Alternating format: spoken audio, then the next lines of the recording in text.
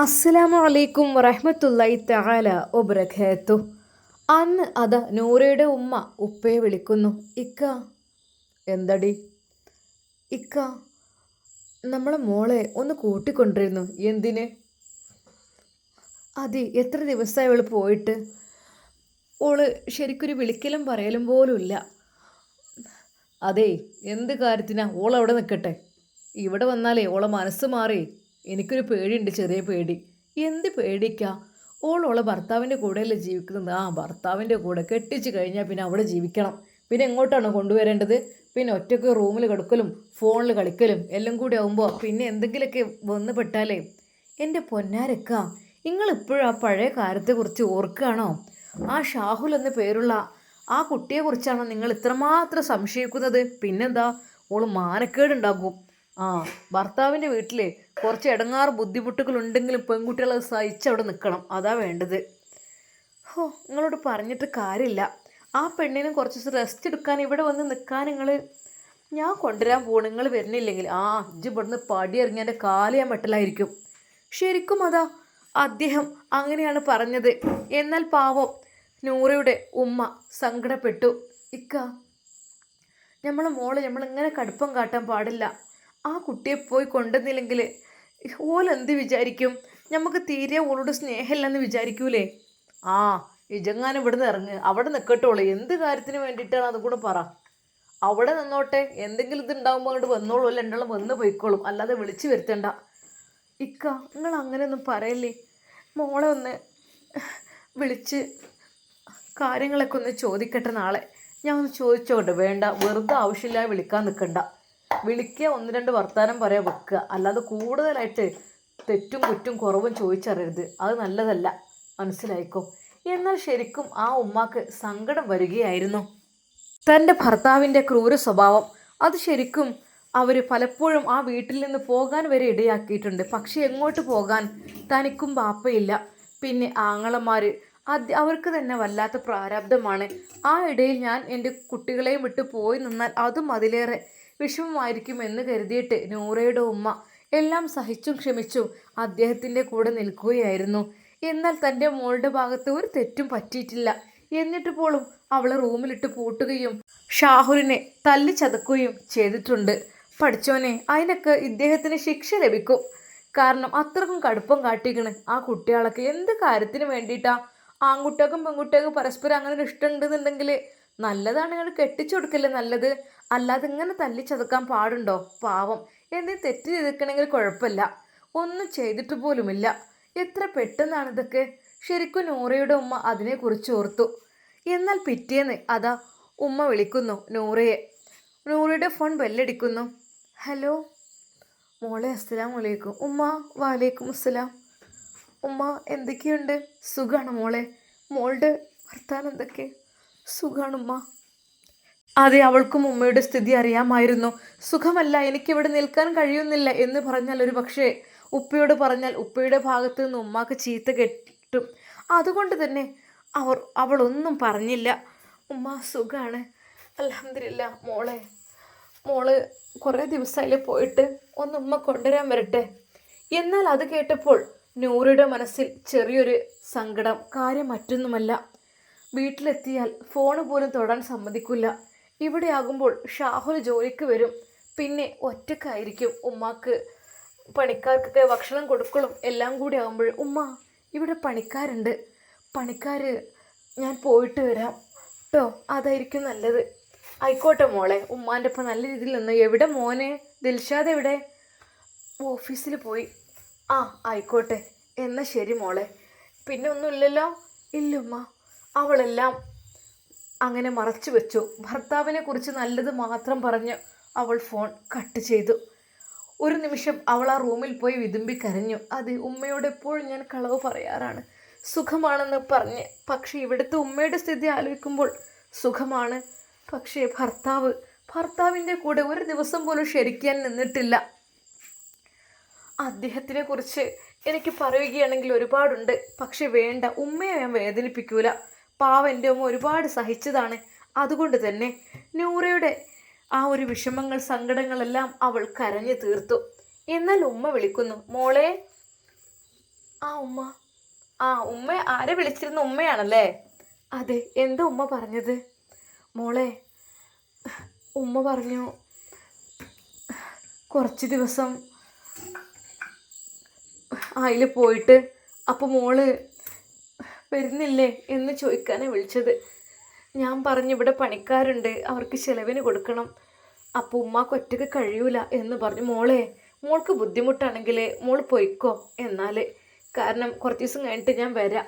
കാരണം അത് പറയേണ്ടില്ലായിരുന്നു. അപ്പോൾ മോളെ കൊണ്ട് ഇവിടെ ജോലി എടുപ്പിക്കാമെന്ന് വിചാരിക്കൂലേ ഉമ്മ? അതിനെന്താ, എനിക്ക് ജോലി എടുക്കുന്നതിൽ ഒരു കുഴപ്പമില്ല, എനിക്ക് സന്തോഷമേ ഉള്ളൂ. എന്നാൽ അത് അല്പസമയം കഴിഞ്ഞപ്പോൾ പണിക്കാരെത്തി. ഇന്നവർ അല്പം ലേറ്റായിട്ടുണ്ട് വന്നപ്പോൾ. വേറെ ഒരു സൈറ്റിൽ എന്തോ ഒന്ന് പോയി നോക്കാൻ പോവുകയാണെന്ന് പറഞ്ഞു. എന്നാൽ ദിൽഷാദ് അവരെ കാത്തു നിന്നിരുന്നു കുറച്ച് സമയം. പക്ഷേ പിന്നെ ദിൽഷാദ് പോയതിനു ശേഷമാണ് പണിക്കാരെത്തിയത്. അതെ, പണിക്കാർ ബൈക്കിൽ വരുമ്പോൾ ശരിക്കും നൂറയുടെ മനസ്സിൽ ചെറിയൊരു സന്തോഷം. എന്നാൽ കുറച്ച് കഴിഞ്ഞപ്പോൾ അതാ ഷാഹുലും വരുന്നു ബുള്ളറ്റിൽ. ഷാഹുലിനെ കണ്ടപ്പോൾ അതാ ബുഷി എല്ലാം മതിമറന്ന് സന്തോഷിച്ചു. റബ്ബേ, വല്ലാത്തൊരു സന്തോഷമാണ് കാണുമ്പോൾ. പഠിച്ചോനെ അല്ലാ, അവൾക്ക് ഷാഹുലിനെ കാണുമ്പോൾ എന്തെന്നില്ലാത്തൊരു സമാധാനമായിരുന്നു. എന്നാൽ പതിവ് പോലെ ഉമ്മ അവർക്ക് ചായ ഉണ്ടാക്കി കൊടുക്കുന്നു. എന്നാൽ അതാ അവർക്ക് ഉച്ചയ്ക്കുള്ള ഫുഡിനുള്ള തിരക്കും കാര്യങ്ങളുമെല്ലാം ഉമ്മ റെഡിയാക്കിക്കൊണ്ടിരിക്കുന്നു. നൂറ, അതെ, നൂറയെ കണ്ടപ്പോൾ തന്നെ ഷാഹുലിൻ്റെ മനസ്സിൽ വല്ലാത്തൊരു വേദനയാണ് വന്നത്. കാരണം ആ പെണ്ണിൻ്റെ ഒരു അവസ്ഥയോർത്ത് ഒന്നുമില്ലാതെ ഒരു വേലയ്ക്ക് വേണ്ടി മാത്രം ഒരു വീട്ടിൽ കഴിയുന്ന അവസ്ഥ. നൂറയെ കണ്ടപ്പോൾ അവനക്ക് പാവം തോന്നി. അവൾ ചായ ഗ്ലാസ് എടുക്കുവാൻ വേണ്ടി വന്നപ്പോൾ നൂറ, അവൻ വിളിച്ചു. ഒരു നിമിഷം നൂറ തിരിഞ്ഞു നോക്കി. നൂറ, എനിക്ക് നിന്നോട് കുറച്ച് സംസാരിക്കാനുണ്ട് കേട്ടോ. എന്താണ്? ഞാൻ പോട്ടെ. കാരണം നീ പേടിക്കേണ്ട ആവശ്യമില്ല, നീ ഒന്നുകൊണ്ടും വിഷമിക്കേണ്ട കേട്ടോ, എല്ലാം ശരിയാകും. നിൻ്റെ ഭർത്താവ് അവിടെ ഉണ്ടോ? ഇല്ല, പോയി. നൂറ, നിനക്ക് ബുദ്ധിമുട്ടില്ലെങ്കിൽ ഞാനൊന്ന് വൈകുന്നേരം ഒന്ന് വിളിക്കാം. ഞാൻ ജോലി കഴിഞ്ഞ് വന്നിട്ട് നീ ഒന്ന് കോൾ അറ്റൻഡ് ചെയ്യോ? ഇൻഷാ അല്ലാ, നോക്കട്ടെ, പറ്റുമെങ്കിൽ കേട്ടോ. അങ്ങനെയതാ അവൾ ഗ്ലാസുമായി വന്നു. മോളെ നൂറ, എന്താ അവൻ പറയണത്? ശരിക്കും അവൾ ഞെട്ടി. അതെ ഉമ്മ, ഞങ്ങൾ സംസാരിക്കുന്നത് കണ്ടിരിക്കുന്നു. അതുമ്മ, ഓരോ കാര്യം ഞാൻ ചോദിച്ചതായിരുന്നു. ദിൽഷാദക്ക് എവിടെയാണെന്നും ഒക്കെ വീട് എവിടെയെന്നൊക്കെ ചോദിച്ചതായിരുന്നു. അവൾ ചെറുതായി ഒന്ന് തട്ടിവിട്ടു. നല്ല മോനാണ് ആ കുട്ടിയൊക്കെ, കണ്ടാൽ എന്തോരം നല്ല മോനാണോ. എൻ്റെ മോൻ തന്നെയാണ് പറ്റ മോശം. അവൻ ദിവസം തോറും സ്വഭാവം മാറിക്കൊണ്ട് വരികയാണ്. എന്തൊക്കെയോ ഒരു കള്ളക്കളിയൊക്കെ ഉണ്ടോ എനിക്ക്, എന്താവോ. ഏതായാലും പഠിച്ചോൻ കാക്കട്ടെ. എന്നോട് എന്തെങ്കിലും ഒരു അല്പം നല്ല സ്വഭാവത്തിലൊന്ന് പെരുമാറാൻ മതിയായിരുന്നു, എന്നാൽ തന്നെ എനിക്ക് ഭയങ്കര ഒരു സന്തോഷമായിരുന്നു. പക്ഷെ എന്താ ചെയ്യുക, അതൊന്നും അവൻ ചെയ്യൂലല്ലോ. അതിനിടയിൽ നൂറയുടെയും ഷാഹുലിൻ്റെയും ആ പഴയ പ്രണയം അതാ വളർന്നുകൊണ്ടേയിരുന്നു. വീടുപണി ഷാഹുൽ ചെയ്യുമ്പോഴെല്ലാം നൂറയെ അറിയാതെ അവൻ ശ്രദ്ധിക്കാൻ തുടങ്ങി. അവനും അതുപോലെ അവളുടെ സന്തോഷവും സങ്കടവും തിരിച്ചറിയാൻ തുടങ്ങി. ചിലപ്പോൾ ഒരു സാധാരണ ചോദ്യം പോലും അവൾക്ക് വലിയ ആശ്വാസമായി. നൂറ, ഇന്നെന്താ മുഖത്ത് വല്ലാതെ ക്ഷീണം? കുറച്ച് വിശ്രമിക്കണം കേട്ടോ, എപ്പോഴും ജോലി എന്ന് പറഞ്ഞ് നടക്കരുത്. നൂറ, ഭക്ഷണം കഴിച്ചില്ലേ ഇന്ന്? മുഖത്ത് എന്തോ വല്ലാത്തൊരു... ഇത്തരം ചെറിയ വാക്കുകൾ പോലും ഏറെ നാളായി കേൾക്കാത്ത കരുതലായി അവൾക്ക് അനുഭവപ്പെട്ടു. തൻ്റെ ഭർത്താവിൻ്റെ ഭാഗത്ത് നിന്ന് ഒരു നല്ല വാക്ക് പോലും ഇതുവരെ കിട്ടിയിട്ടില്ല. മഴ പെയ്യുന്ന ഒരു വൈകുന്നേരം വീടിൻ്റെ വരാന്തയിൽ മഴ നോക്കി നിൽക്കുകയായിരുന്നു നൂറ. ഷാഹുൽ പുറത്ത് ജോലി കഴിഞ്ഞ് അകത്തേക്ക് വരുന്നു. മഴ ഇപ്പോഴും ഇഷ്ടമാണല്ലേ? അവൻ ചിരിച്ചുകൊണ്ട് ചോദിച്ചു. അത് അവർ ജോലി മതിയാക്കി പോകുവാൻ വേണ്ടി നിൽക്കുകയായിരുന്നു. നൂറ അത്ഭുതപ്പെട്ടു. അതൊക്കെ ഇപ്പോഴും ഓർമ്മയുണ്ടോ? മറക്കാൻ കഴിഞ്ഞിട്ടില്ല. ആ മറുപടി പറഞ്ഞപ്പോൾ അവളുടെ കണ്ണുകൾ നിറഞ്ഞു. അതെ, മാസങ്ങൾ കഴിഞ്ഞിട്ടും ചില ഓർമ്മകൾ മാഞ്ഞിട്ടില്ലെന്ന് അവൾക്ക് മനസ്സിലായി. പക്ഷെ ഒരു സന്തോഷ നിമിഷത്തിൻ്റെയും പിന്നിൽ ഒരു കുറ്റബോധം കൂടി വളരുന്നുണ്ടായിരുന്നു. നൂറ വിവാഹിതയായിരുന്നു. ഷാഹുലിനും അത് അറിയാമായിരുന്നു. ഒരാളുടെ ജീവിതത്തിലെ ശൂന്യത മറ്റൊരാളുടെ സാന്നിധ്യം നിറക്കുന്നുവെന്ന തോന്നലുണ്ടായിരുന്നെങ്കിലും ആ വഴി മറ്റുള്ളവരെ വേദനിപ്പിക്കാനുള്ള സാധ്യതയും ഇരുവരും തിരിച്ചറിഞ്ഞു. ഒരു പക്ഷേ ഷാഹുൽ ഇങ്ങനെയൊക്കെ പറയുന്നത് ദിൽഷാദ് അറിഞ്ഞാലോ എന്നുള്ള ഭയവും ഉണ്ടായിരുന്നു. അവൾക്ക്. ദിൽഷാദ് തന്നോട് തീരെ നല്ല സ്വഭാവം കാണിക്കുന്നില്ല. പകരം ഷാഹുലിൻ്റെ വാക്കുകൾ അവൾക്കല്പം ആശ്വാസം പകർന്നു. നൂറ, നിന്നെങ്ങനെ ചിരിച്ചു കാണുമ്പോഴേ എനിക്ക് സന്തോഷമുണ്ട്. പക്ഷെ ആ ചിരിക്ക് മറ്റൊരാളുടെ ജീവിതം തകരേണ്ടി വരുമോ എന്ന് ഞാൻ ഭയപ്പെടുന്നു. ശരിക്കും ദിൽഷാദ് നിന്നോട് ക്രൂരമായിട്ടാണോ പെരുമാറുന്നത്? ഞാൻ നിന്നോട് കൂടുതൽ സംസാരിക്കുമ്പോഴേ അവർക്ക് എന്തെങ്കിലും... നൂറ ഏറെ നേരം മിണ്ടാതെ നിന്നു. എനിക്ക് സ്നേഹം വേണമായിരുന്നു. ആരെങ്കിലും എൻ്റെ മനസ്സ് കേൾക്കണമെന്നായിരുന്നു ഞാൻ ആഗ്രഹിച്ചിരുന്നത്. ഷാഹുൽ അവളെ നോക്കി. അത് നിനക്ക് ലഭിക്കേണ്ടതാണ്. പക്ഷേ നമുക്കെടുക്കുന്ന ഓരോ തീരുമാനത്തിനെയും പലരുടെയും സ്വാധീനമുണ്ട്. ആ വാക്കുകൾ നൂറയെ ആഴത്തിൽ ചിന്തിപ്പിച്ചു. അതിനുശേഷം അവരുടെ സംഭാഷണങ്ങൾ മാറി. ഒളിച്ചുള്ള പ്രണയവാക്കുകൾക്ക് പകരം പരസ്പരം ശക്തി പകരുന്ന വാക്കുകളായി. നൂറ തൻ്റെ ദാമ്പത്യ ജീവിതത്തിലെ പ്രശ്നങ്ങൾ തുറന്ന് സംസാരിക്കാൻ ധൈര്യം കണ്ടെത്തണമെന്ന് ഷാഹുൽ ഉപദേശിച്ചു. ഭർത്താവുമായി തുറന്ന ആശയവിനിമയം നടത്തുവാനും ആവശ്യമായാൽ കുടുംബത്തിലെ മുതിർന്നവരുമായോ വിവാഹ കൗൺസിലറുടെയോ സഹായം തേടുവാനും അവൻ പ്രോത്സാഹിപ്പിച്ചു. നിന്റെ ജീവിതം സന്തോഷമുള്ളതാകണം, ഷാഹുൽ പറഞ്ഞു. ആ സന്തോഷം സത്യസന്ധമായ വഴിയിലൂടെ വന്നാൽ മാത്രമേ അതിന് സമാധാനം ഉണ്ടാവുകയുള്ളൂ. നൂറ അവനെ നോക്കി. പഴയ പ്രണയം ഇപ്പോഴും മനസ്സിലുണ്ടായിരുന്നു. എന്നാൽ അതിലും വലുതായിരുന്നു പരസ്പര ബഹുമാനവും അവരുടെ ജീവിതത്തെ മാനിക്കാനുള്ള ഉത്തരവാദിത്വങ്ങളും. ചില പ്രണയങ്ങൾ ഒരുമിച്ച് ജീവിക്കാനല്ല, ഒരാളെ മറ്റൊരാൾക്ക് നല്ല തീരുമാനത്തിലേക്ക് നയിക്കാനാണ് ജീവിതത്തിൽ വീണ്ടും തിരിച്ചു വരുന്നത്. ഷാഹുലിൻ്റെയും നൂറയുടെയും വീണ്ടും കണ്ടുമുട്ടൽ അത്തരമൊരു വഴിത്തിരിവായി മാറി. ഹൃദയത്തിൽ മായാത്ത ഓർമ്മകൾ അവശേഷിച്ചെങ്കിലും ശരിയായ വഴി തിരഞ്ഞെടുക്കാൻ പഠിപ്പിക്കുന്ന ഒരു അധ്യായമായി. നൂറ, നീ ഒന്നുകൂടെ ദിൽഷാദിനോട് സഹകരിക്കാൻ നോക്കണം. നീ എന്തൊക്കെ തന്നെ ഞാൻ വൈകുന്നേരം വിളിക്കാം കേട്ടോ. അങ്ങനെ അതാ ഷാഹുൽ ജോലി മതിയാക്കി പോകുന്നു. എന്നാൽ നൂറ വിതുമ്പിക്കരയുകയായിരുന്നു. ഷാഹുലിന് ഇപ്പോഴും മനസ്സിലായിട്ടില്ല, അതെ, എന്നെ എത്രമാത്രം അയാൾ അവോയ്ഡ് ചെയ്യുന്നുണ്ട് എന്നുള്ള കാര്യം. എന്നാൽ അന്ന് രാത്രി അതാ അവൾ ആ വിളിക്ക് വേണ്ടി കാതോർത്തു. പഴയ പോലെ അതാ ഫോണിൻ സമയം 10-12 മണിയായപ്പോൾ അവൾ ഒരു മെസ്സേജ് അയച്ചു. അങ്ങനെ അത് ഷാഹുൽ വിളിക്കുന്നു. നൂറ, ഷാഹുൽ, നീ എവിടെ? ഞാനിപ്പോൾ കിച്ചണിലാണ്. ഉമ്മയുടെ റൂമിൽ നിന്ന് എണീറ്റ് പോന്നു. ഇപ്പോഴും നീ കിടക്കുന്നത്? അതെ, ഞാൻ എന്നും ഉമ്മയുടെ റൂമിൽ തന്നെ. ഒരിക്കൽ പോലും എൻ്റെ ഭർത്താവിൻ്റെ റൂമിലേക്ക് എനിക്ക് പ്രവേശനമില്ല. നൂറ, വിഷമിക്കല്ലേ. എൻ്റെ കുട്ടിക്ക് അവിടെ സമാധാനമല്ലല്ലേ, സുഖമല്ലല്ലേ? ഞാൻ ഒരു കാര്യം ചോദിച്ചോട്ടെ? എന്താ? അതായത് ഞാൻ വിളിച്ചാൽ നീ എൻ്റെ കൂടെ പോരോ? അല്ലാ പഠിച്ചോനെ, എന്നിട്ട് വേണം എന്നെ കൊല്ല ചെയ്യാൻ. എനിക്ക് പേടിയാണ്. അല്ലാതെ പിന്നെ എന്ത് ചെയ്യാൻ? നീ ഒരു വേലക്കാരിയായിട്ട് അവിടെ നിൽക്കുകയെന്ന് വെച്ചാൽ ആ നടക്കുന്ന കാര്യമല്ല. എനിക്ക് കാണാൻ കഴിയുന്നില്ല. എന്താ, ഞാൻ നോക്കിക്കോളാം പൊന്നു പോലെ. എന്താ? എന്നിട്ട് ഞാൻ നിക്കാഹ് കഴിച്ചാൽ പോരെ? അത് ഇങ്ങനെ ഇദ്ദേഹം... അതൊന്നും സാരല്ല. എന്തൊക്കെ തന്നെയാലും നീ എൻ്റെ കൂടെ വരാൻ തയ്യാറാണെങ്കിൽ ഇരു കൈകളും നീട്ടി സ്വീകരിക്കാൻ ഞാൻ തയ്യാറാണ്. അതെ, നിങ്ങളുടെ വലിയ വീടും വലിയ കൊട്ടാരം പോലത്തെ വീടൊന്നും ഇല്ലെങ്കിലും ഉള്ള ആ ഒരു സ്ഥലത്ത് തന്നെ ഞാൻ സന്തോഷത്തോടെ നമുക്ക് ജീവിക്കാം. എന്താ, പറ്റൂലേ? എൻ്റെ ഉമ്മ, എൻ്റെ ഉപ്പ, പിന്നെ എൻ്റെ ഒരു പെങ്ങൾ ഉണ്ട് വീട്ടിൽ. എന്നാലും അതെ, ഞാൻ നിന്നെ നോക്കൂ നല്ല രീതിയിൽ. ഒരിക്കൽ പോലും നിന്നെ എൻ്റെ ഉമ്മ അമിതമായി ഒന്നും ജോലി ചെയ്യിപ്പിക്കില്ല. അത് മാത്രമല്ല, എൻ്റെ സ്നേഹം നിനക്കുണ്ടാകും. എന്നാൽ അതെല്ലാം കേട്ടപ്പോൾ നൂറയുടെ മനസ്സ് വല്ലാതെ ആഗ്രഹിച്ചു പോയി. മറ്റൊന്നിനുമല്ല, ഷാഹുലിൻ്റെ കൂടെയുള്ള ആ ഒരു ജീവിതത്തിന്. തനിക്ക് ജീവിതത്തിൽ ദാമ്പത്യ ജീവിതം കൊതിച്ചതാണ്. എനിക്കതിനു വേണ്ടി എന്നെ ബാപ്പ കെട്ടിച്ചു തന്നതുമാണ്. പക്ഷേ അതിനുള്ള ഭാഗ്യമില്ലാതായിപ്പോയി. ഒരുപാട് സമയം അതാ അവൾ അടുക്കളയിൽ സംസാരിച്ചു കൊണ്ടിരിക്കുകയാണ് പതുക്കെ.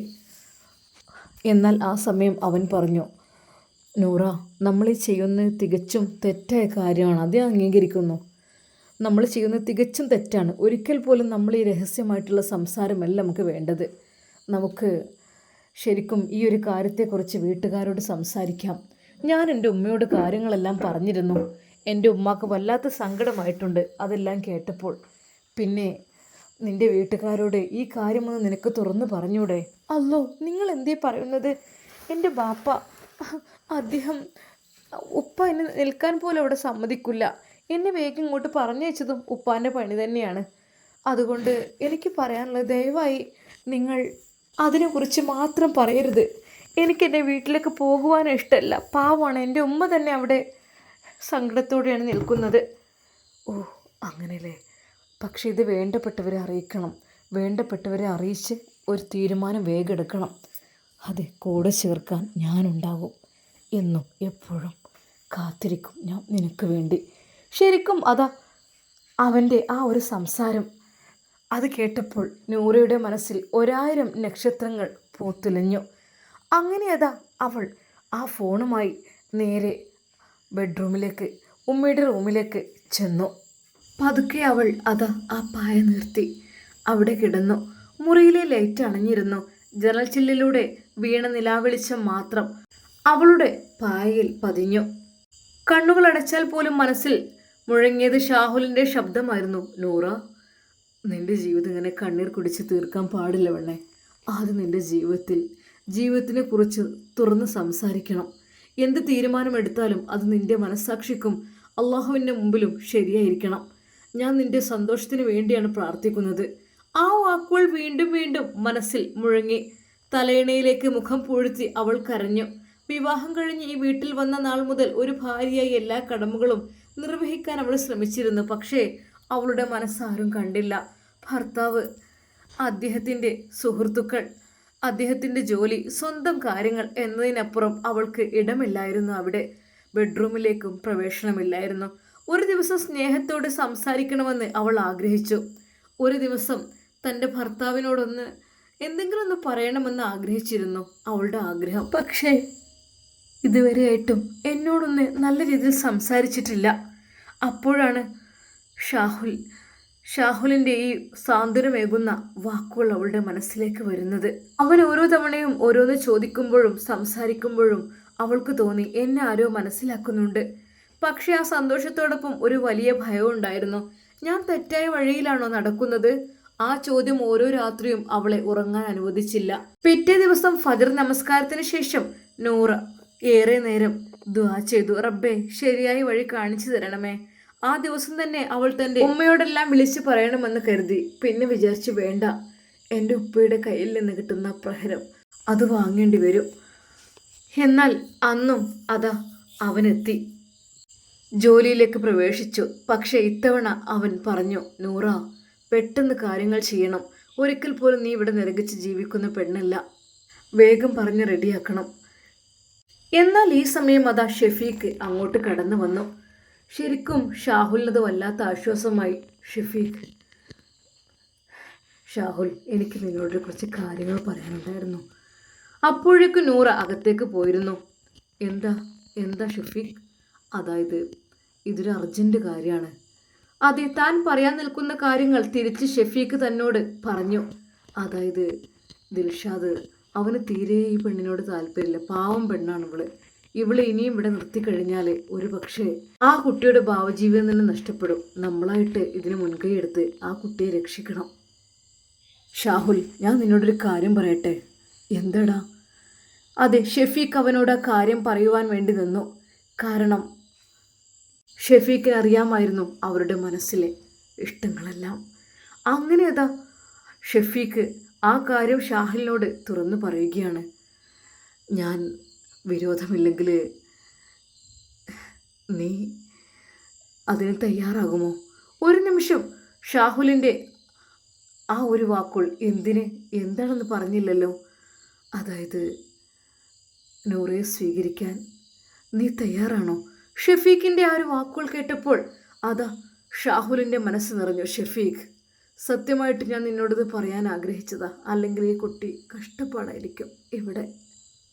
നമുക്ക് എന്തെങ്കിലും ചെയ്യണം, വൈകാതെ തന്നെ. ഷെഫീഖിൻ്റെ വാക്കുകൾ കേട്ടപ്പോൾ ഷാഹുലിനും മനസ്സിൻ്റെ ഉള്ളിൽ വല്ലാത്ത സന്തോഷമായി. പക്ഷേ നൂറയുടെ ബാപ്പയെക്കുറിച്ച് ഓർത്തപ്പോൾ ഷാഹുലിൻ്റെ മനസ്സൊന്ന് പിടച്ചു. കാരണം ആ പെണ്ണിനെ വെറുതെ വിടില്ല, പെണ്ണിനെ ഉപദ്രവിക്കും. അല്ലാഹ് നല്ല ബുദ്ധി കൊടുക്ക്.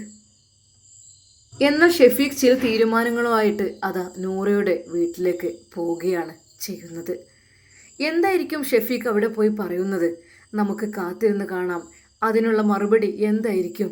നമുക്ക് കാത്തിരുന്ന് കാണാം. അതുവരേക്കും എല്ലാവർക്കും അസ്സലാമു അലൈക്കും വറഹ്മത്തുള്ളാഹി തആല വബറകാതുഹു.